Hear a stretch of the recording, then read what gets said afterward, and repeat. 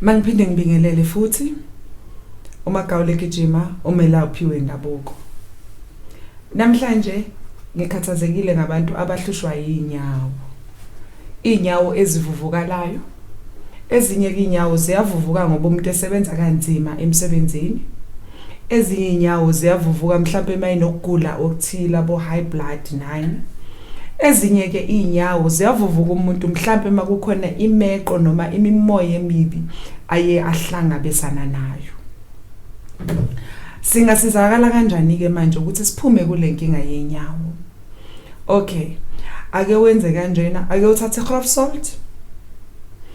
Uthathe umanyazini bese ungihlanganisela nealu inhlaba. Inhlaba ke ziyahlukana. Uzama ukukhetha inhlaba lenecembe bese iba nezinto ezihlabayo eceleni kuphela, not right round. Uthathe lezi zinto zontathu uhlanganise bese ufaka emanzini awarm bese uyathoba inyawo zakho. Thobe njalo nje ntambama ubuye usixoxele ukuthi inyawo zakho zinjani. Kanti ke futhi sinayo enye alternative.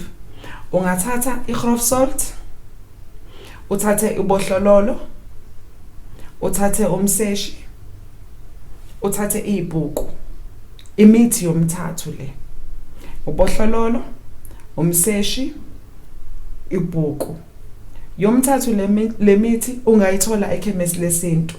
Ithathe ke uyihlanganise le mithi yomthathu bese uyihlanganisa ke negrof salt. Bese uyakha nje ngesandla uyasoka inyawo zakho.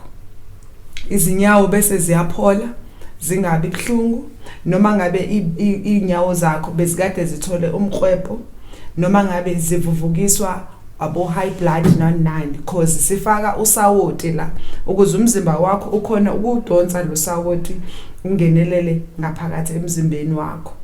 Alright, nathi ke la ngaphakathi sinayo imixture esivele ehlanganiselwe wena muntu oxakwa yinyawo ezibhlungu, ezivuvukalayo, ezijulukayo, ungazi ukuthi kwenzakalani.